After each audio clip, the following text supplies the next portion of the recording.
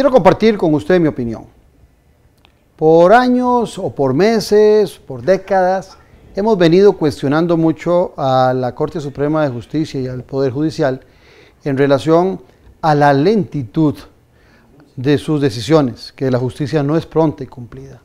Eso parecía ser ya una constante en la molestia del ciudadano sobre este poder de la República. Sin embargo, en los últimos meses se ha condimentado con algo todavía peor, el tema de la corrupción. Magistrados despedidos, magistrados que renuncian, magistrados cuestionados, y hemos entrado en una preocupación por un poder de la República que pocas veces está cuestionado por la corrupción. Hemos estado acostumbrados a ver esos temas en el Parlamento, en la Asamblea Legislativa, lo hemos estado acostumbrados también en el plano del Poder Ejecutivo, pero no en la Corte Suprema de Justicia. Al final de cuentas, siendo todos los poderes importantes, no hay duda que la Corte Suprema de Justicia es una base sustancial. La justicia es un eje transversal en una sociedad que se precie democrática.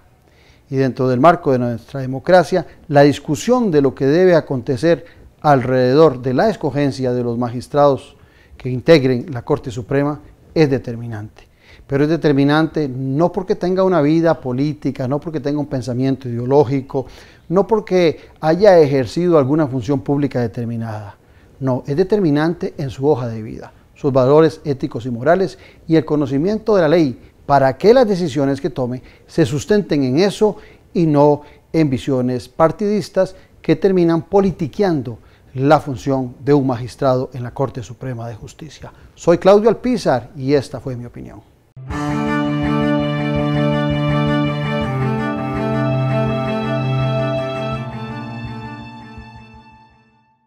En el Banco Nacional sabemos que hay días en los que necesita un empujón para seguir adelante, para alcanzar sus metas, renovarse una y otra vez, impulsar su talento o simplemente para lograr estabilidad. Por eso, le ofrecemos el nuevo préstamo BN Pyme Fácil, perfecto para su microempresa. Banco Nacional, juntos somos progreso. ¿Qué llevo?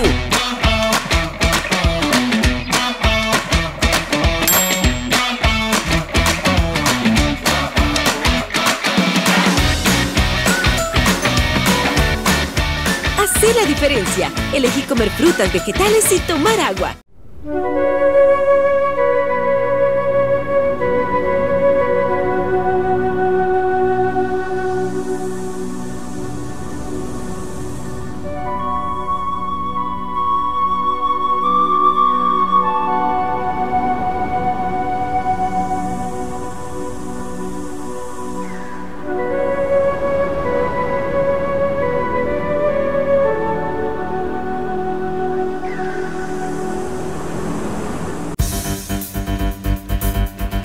Conoce más de la política, sociedad y economía de Costa Rica y el mundo. Café y Palabras, lo que hay que escuchar del acontecer nacional con el politólogo Claudio Alpizar. Café y Palabras, porque la política sí importa. De lunes a viernes al ser las 10 de la mañana por CRC 89.1 Radio. En el Banco Nacional sabemos que hay días en los que necesita un empujón para seguir adelante, para alcanzar sus metas, renovarse una y otra vez, impulsar su talento o simplemente para lograr estabilidad. Por eso, le ofrecemos el nuevo préstamo BN Pyme Fácil, perfecto para su microempresa. Banco Nacional, juntos somos progreso.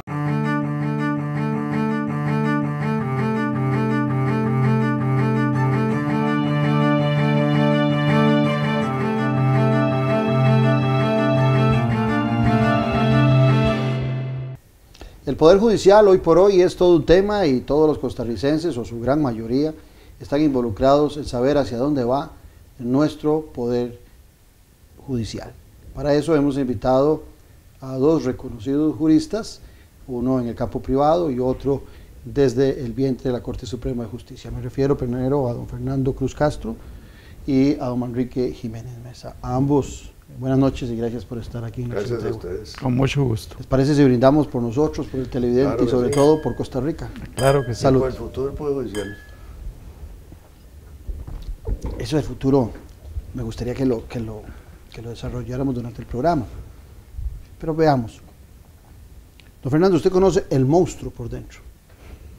Y vos lo conoces desde afuera, porque todos los días en tu posición de abogado tenés que pasar por las instancias jurídicas correspondientes con tus clientes y con tus juicios. Hace algunos días en radio les preguntaba que dónde sentían ustedes que había empezado a gestarse el descrédito de la Corte Suprema de Justicia, algo que es muy delicado, desde el marco de que se criticaba mucho la justicia en Costa Rica porque no era pronta y cumplida. Pero ahora se le está agregando un condimento que a mí me parece sumamente peligroso, que es la percepción de corrupción. ¿Cuándo y cómo empieza la crisis de la Corte Suprema de Justicia? Don Fernando. Bueno, es difícil identificar, pero a mí me parece que ha habido quizás una ligereza o poco atención a un tema que es la elección de magistrados y magistradas, lo cual no significa que esté descalificando a ninguna persona en particular, pero sí me parece que hay un discurso formal y un discurso oculto. El discurso formal es que quieren un juez independiente, pero el discurso oculto es a veces no prestar atención debida a quién se elige o qué compromisos o autocensuras puede tener ese juez o jueza. Ese es un factor que está ahí. Yo no tengo particulares señalamientos, excepto los que hemos conocido, especialmente en el último caso de don Celso Gamboa, en relación a esos hechos. Pero sí creo que hay una debilidad en ese tema. Es uno de los factores, me parece, no hay duda. Otro factor es la necesidad de darle mayor eficiencia a corte plena en relación a tribunales. Me parece que hay una concentración muy grande de poder, y eso no es el poder por sí mismo malo, sino que eso hace que sea ineficiente. 22 administrando no es un órgano eficiente. Ya de hace muchos años había un proyecto para cambiar eso. La Corte ha tomado muchos años en que el proyecto ha estado paralizado para darle mayores atribuciones al Consejo y que la Corte se quede con las grandes decisiones nada más y que no administre, para que los jueces sean verdaderamente jueces. Me parece que esa es un área en que nos deteriora. Y una tercera tiene que ver con redes sociales, pero no lo digo en sentido negativo, sino que las deficiencias que puedan haber o los señalamientos hace que a los ojos de la opinión haya un efecto multiplicador sobre los errores. Probablemente tenemos que revisar, me parece, el tema de algunos de los aumentos salariales que hemos tenido, especialmente el rubro gerencial. No me puedo referir mucho a eso porque tenemos una acción en la que yo soy juez para resolver eso. Pero creo que hay que tener una prudencia cuando un órgano se receta un aumento y es para un grupo muy reducido de funcionarios. Sí, que se ve mal. Exacto. Entonces, nosotros podemos tener las mejores justificaciones técnicas, pero la legitimidad frente a la forma en que nos percibe la opinión es algo que hay que tomar muy en cuenta, y eso tiene efecto en las redes sociales. En este momento eso está cuestionado en una acción. Don Fernando nos da 3 puntos determinantes. ¿Agregarías vos algo más o cuestionarías alguno de los que dice don Fernando? Bueno, coincido bastante, pero sí agregaría, digamos, la interferencia negativa de los políticos y de todo su cuerpo nefasto, porque no todos son negativos, digamos, pero en términos generales hemos visto mucho la mano política decadente, digamos, dentro también del Poder Judicial, que no deja de ser un elemento altamente negativo para la institucionalidad, incluso democrática, porque un poder judicial es uno de los baluartes esenciales de una democracia efectiva, de un Estado de Derecho. Aquí don Fernando dice que sí, que efectivamente los jueces deben de desempeñar su actividad óptima y ser personas de alto calibre, de alto bagaje, cierto. Pero también hay que tomar en cuenta de que los jueces deben tener un reconocimiento no solo desde el punto de vista de su capacidad, sino también tienen que ser bien pagados. Ese es otro punto importante, ¿verdad? Los jueces tienen que ser bien pagados en una estructura democrática efectiva. Lógicamente sin abusos, como se han dado en muchos otros, digamos, lugares de la administración pública, en este caso del Poder Judicial, pero yo creo que sí es muy importante una buena retribución, precisamente también para evitar mucho la corrupción. Ese es otro punto importante. Pero te detengo en eso porque me parece que estás tocando un tema que a mí me parece a todas luces importante. Digamos, un abogado del nivel tuyo, del reconocimiento tuyo. Gracias, Leo. Podría ser candidato a magistrado y el salario no es nada malo hoy por hoy en la Corte Suprema de Justicia. Está bien. Pero hay algo que les diga a profesionales del nivel de Manrique Jiménez que no participen, es el tema del juicio político en lo más privado, porque al magistrado se le juzga hasta por la talla del calzoncillo, ¿verdad? Sí, es que lleva, ¿verdad? Sí, porque hay los parámetros para buscarle las pulgas a un magistrado son demasiado finas, son más finas que las que se utilizan para un diputado o para un presidente de la República. Bueno, realmente es que un juez de la República tiene que ser imparcial por definición, tiene que ser una persona pulcra, tiene que ser una persona preparada, tiene que ser una persona absolutamente independiente en el ejercicio de su función y valiente, y tener una voluntad férrea de llevar adelante la aplicación del ordenamiento jurídico, aún con las críticas que pueda tener desde el punto de vista social, porque un juez no está para satisfacer simplemente una creencia, una convicción social. Un juez está para dar cumplimiento al ordenamiento jurídico en su dimensión escrita y no escrita. Y lógicamente viene la jurisprudencia y todas las valoraciones desde el punto de vista general. Por ejemplo, don Fernando, que es un juez constitucional, realmente sabe que el objeto que es la Constitución es un objeto político por definición, no solamente es jurídico, aunque las sentencias tengan un formato jurídico. Pero a esto me refiero que tienen que valorar también los elementos que forman parte del derecho de la Constitución, no solo el derecho constitucional como derecho escrito, sino el derecho de la Constitución que, digámoslo así, envuelve todos los elementos constitutivos del Estado en su conjunto. Bueno, eso le toca a un juez de un tribunal constitucional. Hans Kelsen, que es uno de los grandes juristas en el derecho comparado, e iniciadores, digámoslo así, del mecanismo de los órganos concentrados de la justicia constitucional, siempre dijo que la importancia de un juez constitucional es el self-control, el autocontrol. ¿Por qué? Porque no hay una instancia mayor, y ese autocontrol, para que lo ejerza, tienen que ser personas de alto calibre en todo lo que señalé, y por supuesto también personas que crean en la democracia y en la libertad. Son puntos muy importantes. Pero esa misma línea, es que esa línea me parece que es básica, porque la estás desarrollando vos y la planteó Fernando.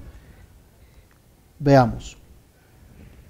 Vos lo estás diciendo taxativamente, estás describiéndolo. Son seres humanos los que son magistrados. Son personas que tienen un pensamiento ideológico, que tienen algún pensamiento religioso, tienen la subjetividad con la cual tienen que luchar a la hora de tomar sus decisiones. En estos días previos que se ha dado a la elección del presidente de la Corte Suprema de Justicia, oía a un magistrado suplente prácticamente planteando que no podía tener ninguna creencia ni ninguna afinidad religiosa el juez. Hay grupos de interés y de presión que quisieran que el magistrado sea liberal en lo social. Si lo dejamos de otro lado, la gente exigiría que sea lo más ultraconservador. ¿Cómo logra un magistrado que puede estar en una de esas dos líneas a la hora de tomar las decisiones, que sus decisiones no se permeen de su subjetividad, que no las puede eliminar del todo, pero que no se permeen? ¿Cómo lo logra un juez, un magistrado? Me parece que uno tiene que poner a un lado y tener identificados cuáles son sus convicciones pero a la hora de resolver tiene que resolver con una visión amplia, no con mi visión. Y eso no es fácil, pero creo que es una disciplina, ya es que tiene que ver no solo con la autocontención del poder, sino con resolver para todos en una sociedad pluralista. Entonces, creo ¿Y será necesario llegar a como hacen los norteamericanos, que buscan entre conservadores y liberales el equilibrio entre los 9? ¿Llegar a esos puntos en Costa Rica? Es importante, yo creo que, y en esto en Alemania, los alemanes han sido bastante rectilíneos después de la mala experiencia con el nazismo y Segunda Guerra Mundial, etcétera, en el sentido de que no se puede decir, digamos, que la Constitución y los jueces sean ideológicamente neutrales. Exacto. Eso es imposible. Ideología en el buen sentido del término, sino que deben de ser casados con una ideología democrática, con una ideología que esté a favor de la libertad, de los derechos humanos, que esté a favor del Estado de Derecho. Y un Estado de Derecho no se puede concebir sin la existencia y protección de los derechos humanos. Es la definición por excelencia. Entonces, si hablamos de una ideología, es la ideología de los derechos humanos desde el punto de vista progresivo y expansivo, bien ubicados, bien interpretados. Para eso está la interpretación jurídica, que también es sumamente importante, todos los mecanismos. Lo que dice don Fernando es muy importante también porque, digamos, existe lo que se llama la fenomenología en el ámbito de la interpretación jurídica. Por ejemplo, lo que debe hacerse es que la persona que va a ejercer la actividad jurisdiccional en cualquier orden, digamos, de la jerarquía en el Poder Judicial, tiene que despojarse al máximo, usted lo acaba de decir, de sus creencias personales, sus convicciones personales, sus ideologías subjetivas, y tratar de llevar adelante la interpretación lo más objetiva posible. ¿Por qué? Porque esa es una de las críticas que se hace mucho incluso a la ciencia social, ¿verdad? Sí, claro. Que se combina lo que es la interpretación de quién interpreta en relación con el objeto interpretado. Entonces realmente no se sabe si el objeto interpretado es lo que está diciendo la persona que interpreta o realmente se está respetando o no, digamos, el objeto. Bueno, un juez bueno precisamente es aquel que lleva adelante el ejercicio de la máxima objetividad, por supuesto con justicia, con derechos humanos, viendo el marco completo del ordenamiento. Por eso es muy importante. El ordenamiento jurídico no solo es la norma escrita, no es solo la norma positiva. Obviamente, si la norma dice A, no puede interpretarse B, o si dice sí, no puede ser no. Alguien decía que ahí no cabe la interpretación si es taxativa una norma diciendo A, B, C, no puede ser D, E, F. Bueno, es un punto que todavía no habría interpretación, habría creación jurídica, que eso es otra cosa. Los jueces fundamentalmente son interpretadores y aplicadores del ordenamiento jurídico. Y otro punto a tu pregunta, importante que aquí tocó don Fernando, es el hecho de que, y lo vimos también en la entrevista que nos diste por la radio, de que Corte Plena tiene el gran problema de combinar mucho la parte jurisdiccional, toda la actividad que es importantísima, que la ley orgánica del Poder Judicial le otorga amplias facultades, pero también le otorga amplias facultades desde el punto de vista administrativo. Entonces hay muchísimo material administrativo que debiera, digamos, delegarse a otros órganos que pueden perfectamente llevar a cabo esa función,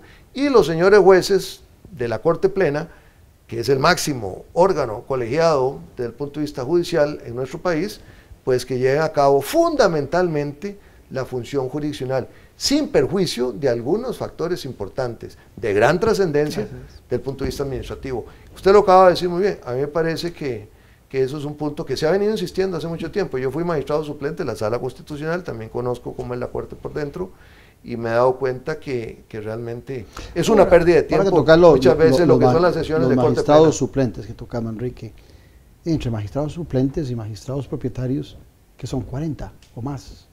Es una cantidad considerable. Podrían ser unos 38, sí, más o menos. Se requiere tanta gente, o son esas funciones administrativas que obligan a tener tantos magistrados y tantos suplentes. En el caso de la Sala Constitucional, por la cantidad de trabajos, porque es un tribunal de primera instancia, en último término, en relación al amparo y el habeas. Sí, única. Exacto, y única. Se requiere esos suplentes en un número suficiente por enfermedad o por vacaciones, etcétera, para no cerrar la sala.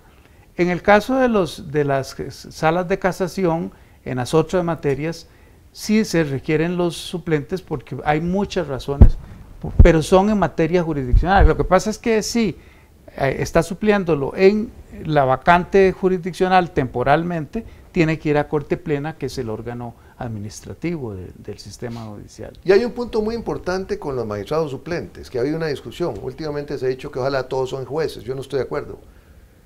Hay una perspectiva de mucho enriquecimiento de litigantes honestos, por supuesto, que reúnan las condiciones de la función excepcional como jueces, pero que la reúnan, que da mucho aporte a la interpretación, a la aplicación del ordenamiento, a la independencia, a la valentía a la hora de resolver, que conocen las necesidades de la gente en la calle, porque todos los días viven precisamente esas necesidades, tanto para satisfacer las necesidades mismas del tercero o el allegado, como para poder sobrevivir en el ejercicio profesional. Esos son puntos importantes.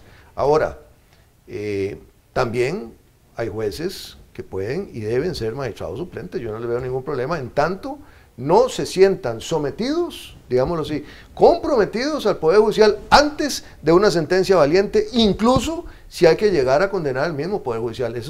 Eso es trascendental. Fíjense ustedes, y perdonen que me ponga como ejemplo, cuando estuve magistrado suplente en la Sala Constitucional, tuvimos que condenar a la Sala Constitucional, a los propietarios de la Sala Constitucional en su momento, porque había una gran cantidad de casos que no se dictaban las sentencias esperando que viniera el voto de minoría. Y entonces dijo, no, aquí esto ya se acabó. Vamos a condenar, le damos un mes a aquellos jueces que están atrasados para que saque el voto de minoría. Si no lo sacan, se va con el voto de mayoría y las personas pueden llevar a cabo el disfrute, digámoslo así, del efecto de una sentencia que es positiva para alguna de las partes y eventualmente que vayan a ejecución, a ejecución de sentencia, que esto es muy importante. ¿De qué? De el sentido, el contenido del voto de mayoría. ¿Cómo es posible que una sentencia no se notificaba porque resulta que no estaba todavía incorporado el voto de minoría, sí, y entonces no se podía recoger la firma y se atrasaban pero 2 o 3 años? Eso no puede ser. Bueno, obviamente, el atraso es otro tema de cosas pendientes. Claro, pero ese es un punto importante que nos tocó en un momento y tuvimos un choque fuerte porque fuimos un grupo de magistrados suplentes que pusimos... Sí, pero mire, en todas las salas y en todos los juzgados hay mucha cosa pendiente. Entonces da la impresión también de que la justicia pronta y cumplida no es como un parámetro en la Corte. Pero voy a esto otro para no desligarme de algo que usted tocaba que era muy importante, don Fernando, que es el tema de la elección de los magistrados. Que yo recuerde, se vienen a mis 55 años, ha cambiado recientemente, porque hace algunos años se elegía de la misma forma y no habían tantos cuestionamientos. O es que dentro de la transparencia y las redes sociales que usted hablaba, hoy se conocen algunos casos o son más incisivos hoy los periodistas y entonces conocemos algunos detalles que salen a la luz pública. ¿Está realmente el pecado en la forma de la selección actual, que es muy parecida a la que se viene ejecutando que hace 20 años, 30 años? Sí, lo que pasa es que han cambiado... ¿O es el cambio de los tiempos? No, pero es que se requieren 38 votos para elegir y hay un parlamento que está muy dividido, entonces les cuesta mucho llegar a consenso. Del bipartidismo al multipartidismo. Exacto, ese es un tema. El otro tema es que a mí me parece que después del enjuiciamiento de los expresidentes, hubo como un ambiente entre la clase política diciendo hay que ponerle más atención a estos nombramientos, especialmente a los nombramientos de sala constitucional y de sala penal. Hay que ponerle atención, pero buscando el favorecimiento para ellos. Por la atención, sí, porque además o para que sean más duros a la hora de castigar. Pero prestarle atención en un procedimiento que es totalmente opaco, porque usted no sabe cuáles son los criterios para excluir a gente muy preparada e incluir a otros. De manera que ahí yo creo que ese tema, y entonces las personas no se han dado cuenta de algo muy valioso desde el punto de vista de analizar la sociología judicial. Este país, con todos los problemas y los dramas que eso conllevó, enjuició a 2 expresidentes. Eso no es común en un sistema judicial. Y encarceló. Exacto.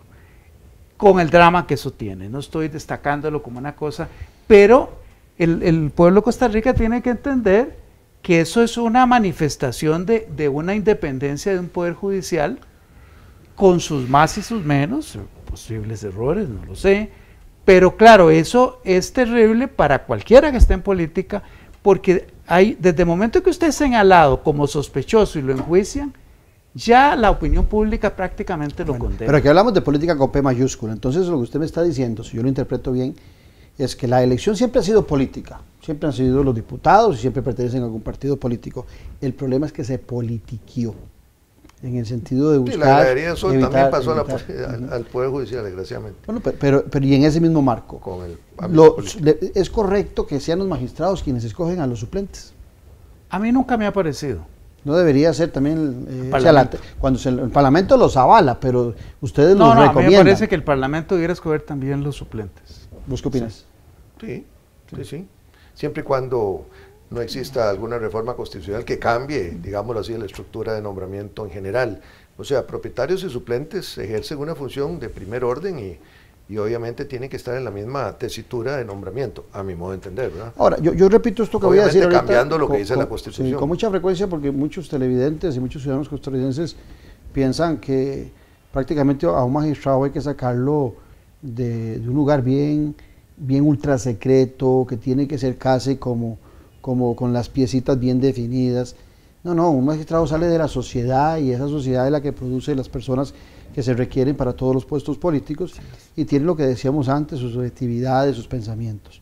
Ahora bien, yo estoy muy de acuerdo en que sigan siendo elegidos, como hasta la fecha, por los diputados de la Asamblea Legislativa, pero me parece también que habría y es a nivel de consulta que se los hago, o hacemos el plenario, toda una comisión para que escoja la terna y después vote, o le damos las potestades a una comisión que elige a los candidatos, porque en muchas ocasiones llega la terna para ser votada al plenario y alguien se saca un conejo de la manga, del sombrero, y alguien que ni siquiera candidato en algún momento termina siendo magistrado. Eso ha pasado.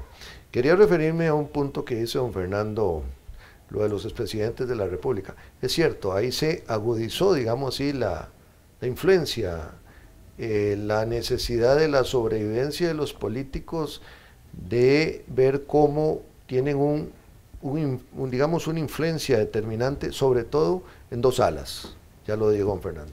La sala constitucional, por definición, porque tiene que ver con todo, digámoslo así, con todo la jerarquía, el ordenamiento jurídico, todo lo abarca, incluso de efectos generales, erga omnes, como decimos los abogados, su sentencia, salvo para sí misma, no es vinculante. Y la sala tercera, que tiene que ver con lo penal, obviamente, porque ahí entonces vienen todas las consecuencias de las conductas ilícitas por acciones, omisiones, etcétera. Es la sala que juzga a los miembros de los supremos poderes. Exactamente. Entonces, los miembros de los supremos poderes, el Parlamento elige a los que eventualmente los pueden llegar a enjuiciar si están en el cargo, ¿no? Sí, además está corte plena, ¿verdad? También, que ese es un punto importante. Pero digamos, la sala tercera es importantísima, tanto para la sobrevivencia del Estado de Derecho, definitivamente, si es efectivo o no, realmente, y un tribunal constitucional, como desde el punto de vista de la decadencia. Sin duda alguna. Interesante, ahora, porque ahí es donde se ha generado, en esta la tercera, todos los problemas que estamos viviendo. Y además viene desde atrás, creo yo, también con todo lo que tuvo que ver con comisiones de narcotráfico y todo, no creas, eso se viene remontando desde los años 80, viene la bola, viene creciendo y creciendo y definitivamente la corrupción en Costa Rica viene desde hace muchísimo tiempo. El punto aquí, digamos, no solo en la Corte, en términos generales, estamos hablando de la política, Corte por eso, es que vos no puedes desligar, digamos, Corte de la política, van juntos. No estoy y lo ves quiero también, decirte que también la ves en la Corte. Y lo ves también administraciones públicas, institucionalidad, etcétera.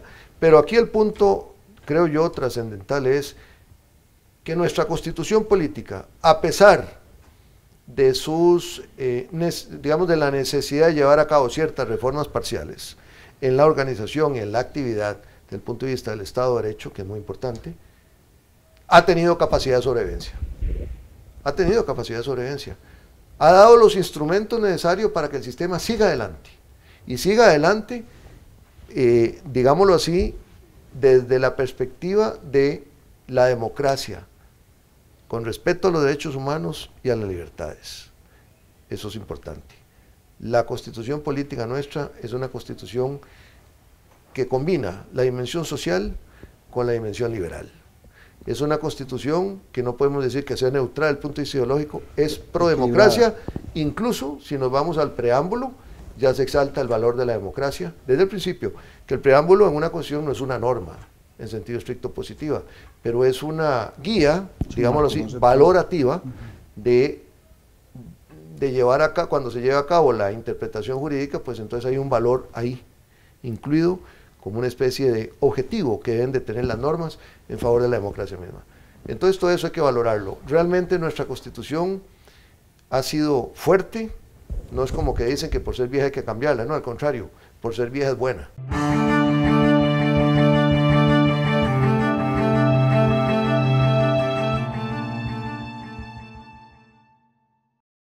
En el Banco Nacional sabemos que hay días en los que necesita un empujón para seguir adelante, para alcanzar sus metas, renovarse una y otra vez, impulsar su talento o simplemente para lograr estabilidad.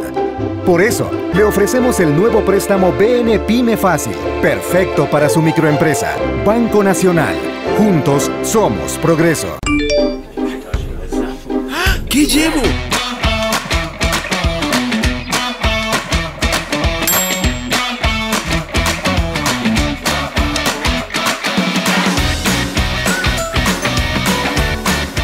Hacé la diferencia. Elegí comer frutas, vegetales y tomar agua. Club Unión, distinción y elegancia desde 1923. Ofrece almuerzos o cenas empresariales con la mejor atención, acompañados de un ambiente lleno de elegancia. Además, contamos con 6 salones, un restaurante, un bar, el lobby principal y otros espacios que se ajustan a tus necesidades. Estamos ubicados en el centro de San José, entre avenidas Primera y Tercera, en calle 2, frente al edificio del Correo Central. Más información al 2257-1555. Club Unión, privacidad y confort. Somos parte de la historia de Costa Rica. Conoce más de la política, sociedad y economía de Costa Rica y el mundo. Café y Palabras, lo que hay que escuchar del acontecer nacional con el politólogo Claudio Alpizar. Café y Palabras, porque la política sí importa. De lunes a viernes al ser las 10 de la mañana por CRC 89.1 Radio. En el Banco Nacional sabemos que hay días en los que necesita un empujón para seguir adelante, para alcanzar sus metas, renovarse una y otra vez, impulsar su talento o simplemente para lograr estabilidad. Por eso, le ofrecemos el nuevo préstamo BN Pyme Fácil, perfecto para su microempresa. Banco Nacional. Juntos somos progreso.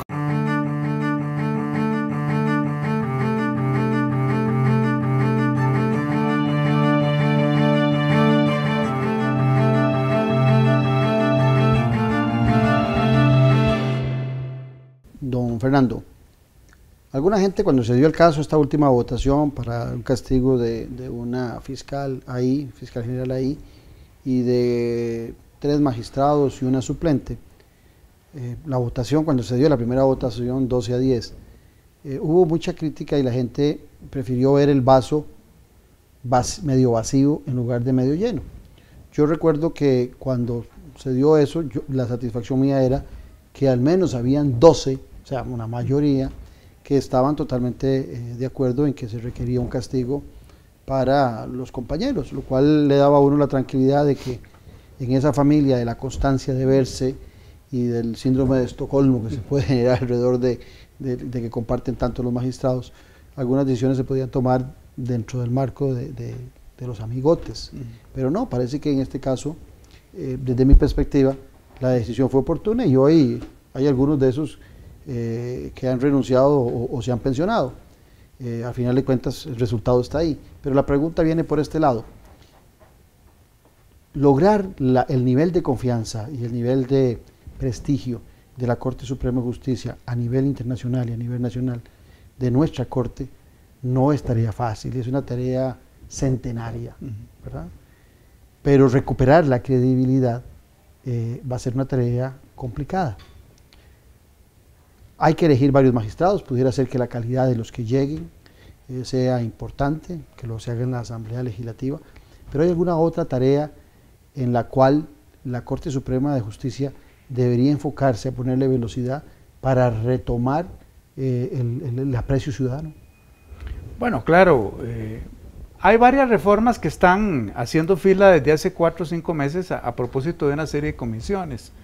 Una es un código de conducta que tiene que ver con situaciones que se produjeron en esa crisis, y hay un cambio en relación al Ministerio Público, que es otro factor de crisis. Cierto. El Ministerio Público creció mucho y pasó a tener 550 fiscales, y creo que tiene debilidades. La peor o la más notable es la falta de una carrera fiscal bien definida. Y eso hace que entonces el fiscal general tenga un poder sobre todos los fiscales, más allá de lo que le impone el hecho de que él sea el jerarca supremo y el que tiene el principio de unidad de jerarquía. Pero eso hizo que hubiera un gran silencio también entre fiscales cuando pasaron las cosas que ya hemos sabido. Entonces, si uno de las patas de la mesa de la Corte es el tema de la Fiscalía. La Fiscalía tiene que reformarse y tiene que apuntalarse notablemente. Y esa reforma está pendiente. Y otra reforma es lo que yo dije originalmente, que era buscar la fórmula de hacer más clara la función administrativa, separarla de la jurisdiccional, y que la Corte Plena quede para las grandes decisiones de política judicial. Eso hace entonces que se divida. Y entonces podemos ver bien cuándo un órgano es administrativo y tiene que saber de administración, y cuándo un órgano tiene que ver con las grandes políticas judiciales. Ahora lo tenemos mezclado, o un consejo superior que está ahí como un órgano administrativo, pero que todavía tiene, a mi juicio, debilidades. Hay una pregunta para vos.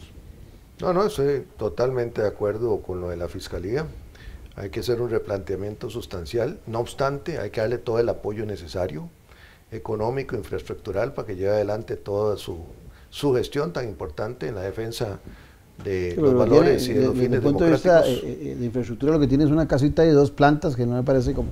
Bueno, muy lógicamente hablando de tecnología, sí, todo el apoyo de operación, digámoslo así, a lo cual se incluye también el organismo de investigación judicial, que es importantísimo, ¿verdad?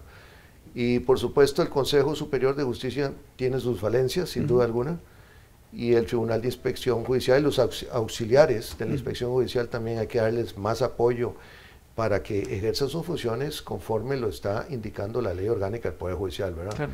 Digamos, para una mayor inspección, para un mayor ejercicio, digámoslo así, de la prevención y de la sanción eventualmente contra funcionarios que de una u otra manera esté obstaculizando el cumplimiento de la justicia objetiva, evitar corrupción, etcétera. Casi viene a ser como una especie de auditorías internas dentro de las administraciones públicas, pero lógicamente lo que se pretende es que funcione mejor que las auditorías. Pero han habido otros temas también que han golpeado a la Corte, por ejemplo, cuando se dio el tema de las pensiones.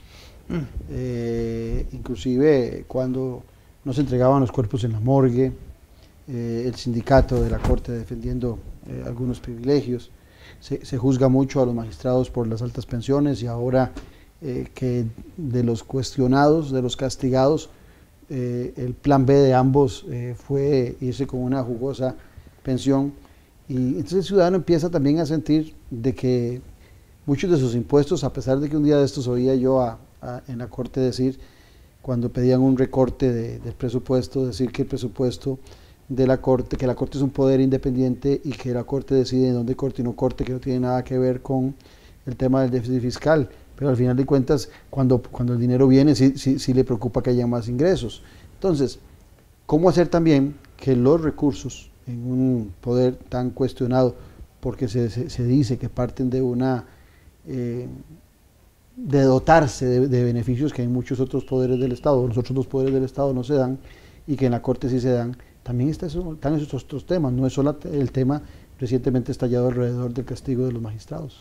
No, claro, el tema de las pensiones no ha habido ni hay un ambiente como para discutirlo. Yo no puedo adentrarme mucho porque tengo acciones de ese tipo, y entonces, pero sí creo, tengo limitaciones para referirme, pero sí creo que es que hay que tomar en cuenta que el régimen de pensiones de la Corte data de los años 30, pero claro, ha habido una serie de cambios en el nivel de la población, el envejecimiento, y todo eso hace que el régimen entrara en crisis, y por supuesto también los contrastes de que hubiera unas pensiones muy altas para un determinado sector minoritario, y yo creo que eso pues es una realidad que se resolvió con una ley que todavía está siendo muy cuestionada, que es una ley que pretendió, dentro de los grandes parámetros, hacer una racionalización del tema de pensiones judiciales, y está vigente, ¿verdad? Lo que pasa es que tiene una gran cantidad de cuestionamientos desde el punto de vista constitucional, y ahí es donde tenemos nosotros una función muy complicada, porque no todo lo que haga el Parlamento está bien hecho. Exacto. Y esa parte hay que cuestionarla. Y no, y en muchas ocasiones las decisiones que se toman en el Parlamento están ustedes obligados a convivir con lo que el Parlamento decide. Sí, les guste o no les guste. Sí, lo que ocurre es que la sala a veces tiene que resolver a contrapelo muchas veces de lo que la mayor parte de la gente piensa que es justo. Entonces eso nos quita legitimidad a los ojos de las personas. Pero creo que el ciudadano no sabe, porque como no lo sabemos muchas veces en otras áreas, que la ley que tenemos de la jurisdicción constitucional le da una gran garantía al ciudadano común y al ciudadano en general de sus derechos y de su posición frente al poder. Y ahora que ustedes hablaban de la Constitución, me ponía a pensar cuando se habló del tema del preámbulo de la Constitución y todo, lo único ideológico que queda en el país es la Constitución, porque los partidos no tienen ideología. Entonces, lo único que define cuáles son los límites del poder, cuáles son mis derechos, a qué puedo aspirar conforme al 50, es la Constitución. No hay ninguna otra cosa. Socialdemócrata, socialcristiano, no. Ese paradigma desapareció, pero queda la Constitución. Sin embargo, las personas en general no lo saben. Y la sala, en un cambio muy importante del 89, define cuáles son los límites, a veces equivocado, a veces erróneo, pero hay una instancia a la que yo puedo recurrir, y no solo es el poder político el que va a decir hasta dónde llegan mis derechos. Recuérdese que en una época, que Manrique lo sabrá mucho mejor que yo, eran los parlamentarios los que definían qué era la Constitución y qué contenía la Constitución. Ahora es diferente, pero claro, cuando los diputados tienen que elegir a un grupo de personas que van a decir cuáles son los límites de su poder, ustedes se podrán imaginar que no es una labor muy satisfactoria siempre para el que está en política, que siempre quiere resolver y quiere hacerlo con poder. Interesantísimo eso que plantea. Sí, claro, y es cierto, porque la ley de la función constitucional es una excelente ley, es muy amplia en cuanto al reconocimiento que se le da al ciudadano para el ejercicio de los controles y la impugnación, digamos, de actos, reglamentos, leyes, etcétera, ¿no? Que puede impugnarla. Incluso tenemos la acción directa de inconstitucionalidad en la defensa de intereses colectivos, difusos, sin necesidad de un juicio previo, etcétera, que pueden llevar adelante grupos organizados, personas, etcétera, a atacar, digamos, disposiciones, por ejemplo, legales, incluso, ¿verdad? Y don Fernando está diciendo algo muy cierto, muchas veces no es culpa del juzgador. El juzgador tiene que llevar adelante el análisis objetivo y certero en cuanto a saber si esa norma viola o no viola el derecho de la Constitución, una ley, un reglamento, un acto administrativo, etcétera.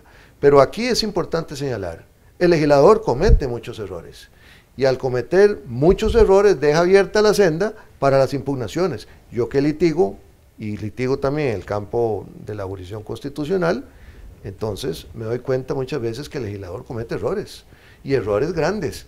Entonces no es culpa de los jueces, muchas veces, que resuelvan de una manera determinada, no, aunque sea antipopular. La culpa viene de una ley mal redactada, mal diseñada, una ley que, digamos, no cumple con los parámetros incluso del derecho de la Constitución, y tienen que venir los jueces constitucionales a enmendar la plana y decir, se declara inconstitucional, se anula la ley total o parcialmente. ¿Por qué? Porque viene con problemas de inconstitucionalidad. Muchas veces vemos también normas desde el punto de vista de procedimiento viciado a nivel legislativo, que se fue en el camino y siguió, como vemos también desde el punto de vista del fondo jurídico de que son inconstitucionales. Entonces uno como ciudadano tiene el derecho a impugnar y que un tribunal llamado Sala Constitucional defina si es inconstitucional o no. Estamos en un Estado de Derecho frente a normas o leyes que son eventualmente inconstitucionales y que le toca a la Sala responder. Eso es muy importante porque muchas veces se da una demagogia generalizada, pero es que la Sala está a favor de A o los magistrados están a favor de Y. No, un momentico, no es que estén a favor de A o Y, no, porque cada sentencia tiene su propia motivación. Y como se dice, cada sentencia se tiene que defender por sí misma o ser objeto de ataque y a ver cómo se defiende por sí misma. Pero lo más importante es que los jueces están ahí para ejercer la fiscalización, el control y eventualmente sancionar las leyes inconstitucionales, sí, guste o no guste. Y para eso también estamos nosotros los litigantes, que encontramos a veces errores, parches nefastos, que realmente están en las normas y que uno pide a un tribunal de justicia, en este caso Sala Constitucional, para que resuelva. Pero en eso... Bueno, eso es que ese es un punto claro, importante. Es una importante. Garantía para el Estado de Derecho, es una garantía para la libertad. Aquí don Fernando acaba de tocar un punto muy importante que lo desarrolló también don Eduardo García Enterría, un gran administrativista, en un famoso libro, Las luchas contra las inmunidades del poder. La diferencia entre el Estado absolutista y el Estado que pasó bajo el control ya jurisdiccional de lo contencioso administrativo inicialmente. Entonces resulta que antes todo eran actos políticos, no eran objeto de un control jurisdiccional. Viene la gran revolución, empieza a abrirse el fuero ¿de qué? Del control contra los actos políticos. Dejan de ser actos políticos y se convierten en actos administrativos, o de contenido administrativo, perdón, pero eso ya se ha generalizado. Ya no solo podemos hablar de una inmunidad del control del poder político, no, el poder político a cada día está más controlado, no solo por los órganos jurisdiccionales internos y también externos, porque está la Corte Interamericana de Derechos Humanos, y ahí podemos seguir, incluso contra la lesa humanidad, el Tribunal Penal Internacional, pero además está controlado ahora por los ciudadanos, y no solo por los medios de comunicación, que también han dado su gran aporte a la democracia. Ahora son los ciudadanos directamente, y aquí se acaba de tocar un punto muy importante, el desarrollo de la tecnología de punta. Bueno, pero es que en ese caso entonces podría haber mucho interés dentro del marco de lo que decía don Fernando hace un rato, de los políticos en vista de todos esos cuestionamientos, en vista de todas esas auditorías, que al menos en lo penal, no buscar tener el amigote que lo salve, sí, ante la necesidad de no hacerle caso a todas esas otras fuerzas que los están controlando. Pero se me venía a la mente una cosa... perdona, y además evitando ya no solo una sentencia condenatoria, incluso medidas cautelares que vayan a afectar el nombre y la credibilidad de ese político, porque si se le mete una medida cautelar de encarcelamiento o cualquier tipo de sanción previa, ya quedó liquidado como político. Entonces necesitan tener amarrado de principio a fin los procesos para que no salgan ellos afectados desde el punto de vista de la credibilidad. Pero las decisiones en las salas de la Corte Suprema se toman siempre por mayoría. Y aquí viene una pregunta que se me vino a la mente oyendo a Manrique. En un proceso electoral, si la elección de un partido contra otro se gana por 15.000 o 16.000 votos, los cuestionamientos en relación a de que hubo fraude salen a granel.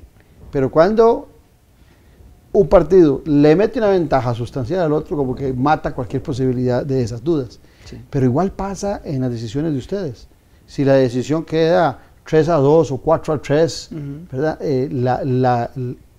El ciudadano empieza a cuestionar de los 4, los que no están de acuerdo, de los 4 que votaron favorable, a algunos de esos, porque empiezan a juzgar que los que tienen la razón son los 3 que no lograron la mayoría para lograrlo. Entonces también en ese marco las mayorías simples parece que afectan en muchos de estas decisiones a ustedes. Claro, eso pasó con el TLC. En el TLC, Gilbert Armijo y yo salvamos el voto. Entonces, la opinión pública se fue para un lado o para otro. En las instancias políticas... Sí, para los de no ustedes eran unos héroes. Y exactamente. para los que hicieron los otros. Para las instancias políticas interesadas en el tema, nosotros éramos innombrables, porque lo que querían era un 7-0, no 5-2. Y eso fue así al punto que, por esta razón y otras, Gilbert Armijo no iba a ser reelecto magistrado. Y usted tampoco casi va. No. Gilbert Armijo se salvó por una circunstancia de un diputado que digamos hizo una maniobra y se fue el tiempo. No a la segunda. Entonces dijeron, le guardaron la facturilla. Entonces dijeron, no, a la segunda la hacemos bien. Pero bueno, se le fue de 15 días o 3 semanas y no resolvieron bien. Pero entonces a mí no me reeligen también en parte por eso. Claro. Porque entonces cuando uno ve el cuadro claro, la formalidad y la teoría, la realidad. ¿Qué quiero yo a veces en instancias políticas? Yo quiero jueces a la carta. Jueces que me resuelvan conforme a lo que yo creo que debe resolver. Porque muchas veces el que elige, no siempre, el que elige siente que si yo lo elijo a usted, yo lo mando a usted. Y eso es algo inevitable en el ser humano. Si yo lo elijo a usted, solo un sector de ellos, de los diputados, van a saber muy bien qué es lo que esto significa. A este señor que lo estoy nombrando me puede juzgar a mí y me puede condenar. Y yo lo que quiero es un juez independiente. Pero entonces, Fernando, al final de cuentas, ese tema nos obliga, Enrique, a pensar en magistrados por largo tiempo, para que cuando tomen sus decisiones no estén dentro de la coyuntura de que me eligen o no me reeligen porque yo tomo esta decisión o no la tomo. Entonces, a mí me parece que debería ser un largo periodo donde el magistrado pueda tomar las decisiones con una total autonomía, sin pensar en si va a ser reelecto o no va a ser reelecto. Y eso se discutió en la Constituyente del 49, eso se discutió. Y cuando los socialdemócratas propusieron que fuera por vitalicio, entonces llegaron a una entente cordial de decir, bueno, que sean 8 años y una votación calificada negativa. Esa es una regla que responde a la práctica, no es una ocurrencia, porque un juez a plazo es un juez débil. Sí y no, vamos a ver, porque realmente un juez corrupto puede mantenerse también. Y a través de la corrupción, por medio de los políticos, en la sala, en la corte no se llega a los 38 votos para sacarlo, y es un problema para el Poder Judicial, para el país y para la democracia, el Estado de Derecho, etcétera. Vamos a ver, hay que buscar, con todo respeto, no hay que buscar la forma fácil de relevarlo. Bueno, ese es otro punto. Como también dar la posibilidad de un respiro. Yo sí creo en una reelección, sin perjuicio de una segunda reelección con una mayoría calificada como reconocimiento a una trayectoria intachable, por ejemplo. Pero bueno, eso, hay fórmulas de fórmulas, digámoslo así. Yo tengo mi propia perspectiva. Dos plazos de 8 años, 16 años sin reelección, y a los 16 se acabó. Sí, por eso, pero sí ha sido muy bueno, creo yo, que podría darse un tercer respiro. Yo no creo, pero eso de los muy buenos. Pero por eso. Yo no creo en eso de los muy buenos. Yo no creo porque generalmente en política lo que quieren son muy dóciles. Sí, yo sí considero que más bien 6, 12 con posibilidad del tercero, pero con un mecanismo calificado. Bueno, pero y si llega a los 50 y estás hablando de 20 años, a los 70, está bien que se pensione y que se vaya. Así es. Pero hay un punto importante en todo esto. Me parece, aparte de las fórmulas que existen, don Fernando habla de 16, yo hablo de 12 con posibilidad de una segunda reelección como reconocimiento especial, excepcionalísimo a una persona que se ha lucido, digámoslo así, en el ejercicio de la función de toda la perspectiva. Sin embargo, lo más importante de esto es, desde el principio, ni siquiera tiene que ver con la edad. Mucho viejo es sinvergüenza, no necesariamente el joven es malo. Es más, el problema actualmente son los viejos. No, es para que dure menos. Entonces, claro, si usted lo elige a los 50, dura menos. Sí, dura menos. Claro, dura menos, entonces, pero tampoco es una fórmula común. Pero no es una buena fórmula tampoco, porque si sos joven, también se requiere que dure más. Pero la experiencia de la vida es fundamental. Que todo eso hay que irlo cambiando. Yo creo que hay que darle una vuelta también a este asunto. Yo sí creo que la juventud es muy poderosa, la juventud es buena, la juventud revolucionaria es bueno, y que lleguen adelante también los cambios necesarios que se requieren a nivel sistémico, etcétera, ¿no? A veces también los muy viejos ya están muy mañosos y ya muy acomodados en sus puestos y todo lo demás. ¿Cómo es que decía Shakespeare? Acordate que los grandes revolucionarios han sido los viejos jóvenes, dudamos de los jóvenes porque alguna vez fuimos jóvenes. Decía Shakespeare. Bueno, eso, pero si fue Shakespeare, también hay dudas si fue Shakespeare. Puede ser Walter Raleigh, que decían otros, ¿verdad? Que era más culto. Pero bueno, lo cierto del caso es que hay que buscar fórmulas desde el punto de vista de la estabilidad, por un lado, de la seguridad en cuanto al mantenimiento de los parámetros necesarios que debe desempeñar un juez. La objetividad, la valentía, la transparencia, todo eso son elementos indispensables. Y eso, como lo decíamos en la estación de radio, una persona que es honesta es una persona que viene de cuna, fundamentalmente, en un altísimo porcentaje, una cuna honesta. Eso es como la chupeta, ¿verdad? Se tiene desde el principio, como también hay excepciones, lógicamente. Puede venir de una cuna de sinvergüenzas y resulta que sale una persona sumamente honorable. Es una cuestión de voluntad, de preparación y también de conocimiento. Bueno, ya en eso los filósofos también, Sócrates decía que por ejemplo las personas hacían el mal porque eran ignorantes muchas veces, ¿verdad? Entonces, bueno, entran muchos elementos también del sistema, ¿no? Democrático, educativo. No solo hay una prevención desde el punto de vista jurídico, penal, digámoslo así, sino que también una prevención donde el Estado tiene que dar los aportes necesarios, tanto desde el punto de vista privado como desde el punto de vista público, para excelente preparación, una preparación académica, humanista, etcétera, que se ha perdido mucho. ¿Para qué? Para que las personas tengan sus propias convicciones de llevar adelante y casarse con los valores fundamentales de la libertad y la democracia. Un cierre, se nos fue el programa, un minuto, Fernando. No, ha sido muy interesante.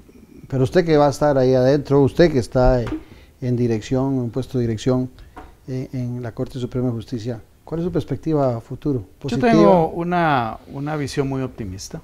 Me parece que y hay cosas muy valiosas en el Poder Judicial. La estructura de la legislación sobre la Sala Constitucional me parece que es un derecho para los ciudadanos. ¿Es buena la sacudida? Claro que sí, y me parece que tenemos un organismo de investigación judicial que tiene muchas ventajas sobre muchos tipos de investigaciones en Centroamérica. Tenemos una defensa pública que es de mucho prestigio. Así es que yo creo que hay muchas cosas buenas y hay cosas que hay que afrontar. Muchas gracias, don Fernando, muchas gracias, Manrique, ha sido un gustazo tenerlos aquí. Después del programa de la radio, Fernando, mucho gusto. Tenía que quedar en la hemeroteca de Noche Sin Tregua, un programa de estos. Muchas gracias a ustedes, los esperamos en 8 días aquí en Noche Sin Tregua, el programa de la política con P mayúscula. Salud, señores.